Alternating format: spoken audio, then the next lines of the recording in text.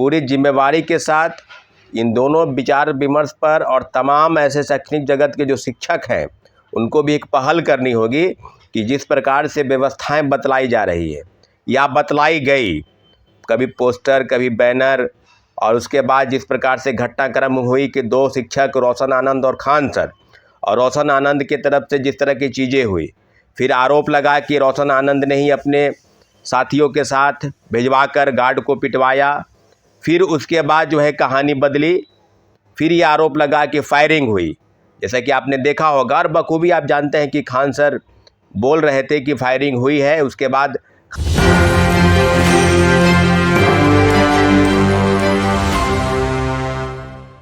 के बीच की लड़ाई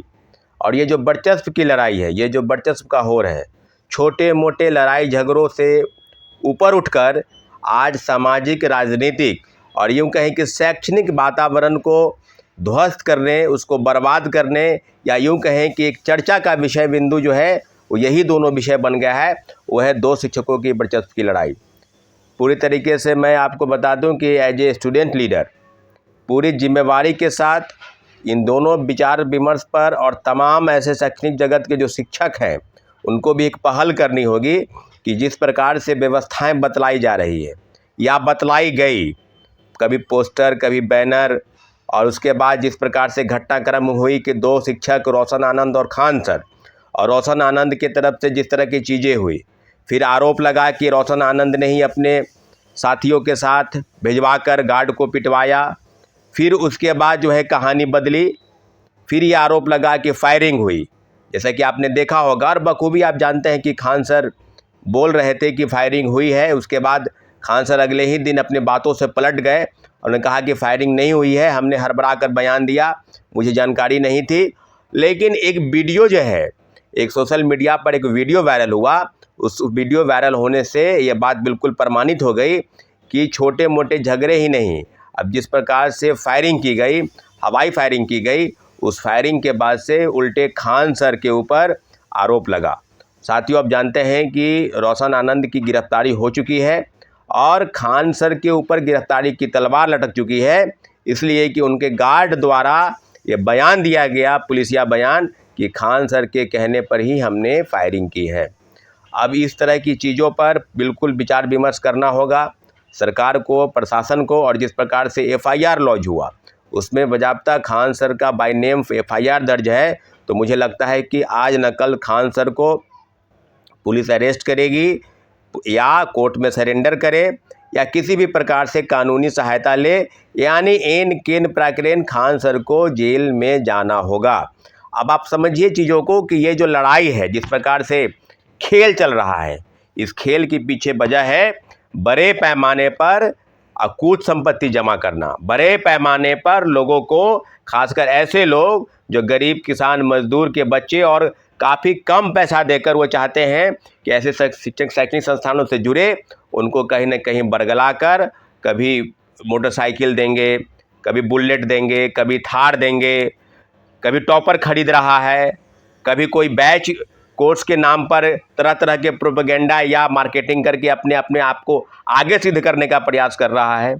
तो सारी चीज़ें हुई है और आज से नहीं, मुझे लगता है कि विगत 5 वर्षों से छोटे मोटे घटनाएं होती है, लेकिन आज जिस प्रकार से ये घटनाएं, इस घटना ने शक्ल लिया, पूरे देश में जिस प्रकार से वातावरण व्याप्त है, उसका मुख्य कारण है वर्चस्व की लड़ाई। और ये वर्चस्व की लड़ाई ही नहीं, आपको बता दें कि जिस प्रकार से सरकार के तरफ से बार बार कहा जाता है कि पेपर लीक, धांधली, सेटिंग में कई शिक्षकों का भी नाम आया है, तो शिक्षक कौन है इसकी भी जांच होनी चाहिए। पूरी तरीके से बता दें कि दोषी दोनों तरह से है, कोई 19 है तो कोई 20 है। अगर कानून, विधि या संविधान के तहत एक दायरे में मानती है तो कार्रवाई दोनों के ऊपर होनी चाहिए। एक के ऊपर कार्रवाई हुई है, इंतजार कर रहे हैं कि उनके ऊपर भी कार्रवाई होगी। जो अभी जेल में नहीं है, जो अभी गिरफ्त में नहीं है, वो है खान सर। आपको बता दें कि पूरी तरीके से अभ्यर्थियों के ऊपर,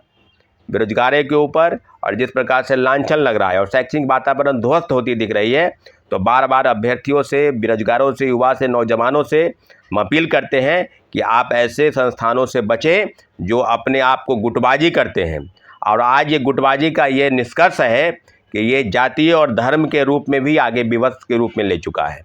आने वाले समय में किस तरह की चीज़ें होगी ये प्रशासन का काम है। सरकार उसको अपने स्तर से देख रही है, क्योंकि जिस प्रकार से फायरिंग हुई तो ये गैंगवार का रूप ले सकता है।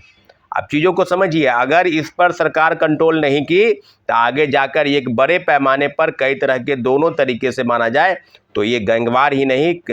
दो गोली इधर चलेंगे, दो गोली इधर चलेंगे। आज इसकी शुरुआत हुई है तो इनके ऊपर कठोर से कठोर कानूनी कार्रवाई करने की ज़रूरत है। आपको बता दें कि पूरे तरीके से हम बार बार अपील करते हैं कि ये जो कोर्स बेचने, पेपर लीक, धांधली सेटिंग पर इनका एक शब्द नहीं निकला। सिपाही भर्ती पेपर लीक पर, दरोगा भर्ती पेपर लीक पर जो भी हाल में ही 27 मई को आयोजित हुआ, एक शब्द नहीं निकला। और कई आंदोलन में इन लोगों ने छात्रों अभ्यर्थियों को गुमराह करके आंदोलन को बर्बाद करने का प्रयास किया है। उसका उदाहरण है 17वीं बीपीएससी आंदोलन। आप बखूबी जानते हैं कि किस तरह की चीज़ें हुई है। पेपर लीक पर आपकी चुप्पी है, धांधली सेटिंग पर चुप्पी है, और किस प्रकार से वातावरण बन रहा है वहाँ पर आपकी चुप्पी है। छात्रों अभ्यर्थियों के ऊपर लाठीचार्ज होता है, वहाँ आपकी चुप्पी है। लोग डिटेन होकर जेल जाते हैं, वहाँ आपकी चुप्पी है। लेकिन कोर्स बेचने और अपनी वाहवाही लूटने में कि मेरा 10,000 सेलेक्ट हो गया और कोई 12,000 सेलेक्ट हो गया, और यहाँ सीट है 19,835, यानी लगभग 19,000 सीटों के आकलन पर आपका दावा 22,000 पर पार कर गया। तो एक बात आप समझ लीजिए कि ये जो लड़ाई है ना, इस लड़ाई को कहीं ना कहीं प्रशासन ठीक करेगी भी, लेकिन एक तरफा जो कार्रवाई है वो नहीं होनी चाहिए। बार बार हम आग्रह कर रहे हैं कि सरकार से कि जल्द से जल्द त्वरित कार्रवाई कर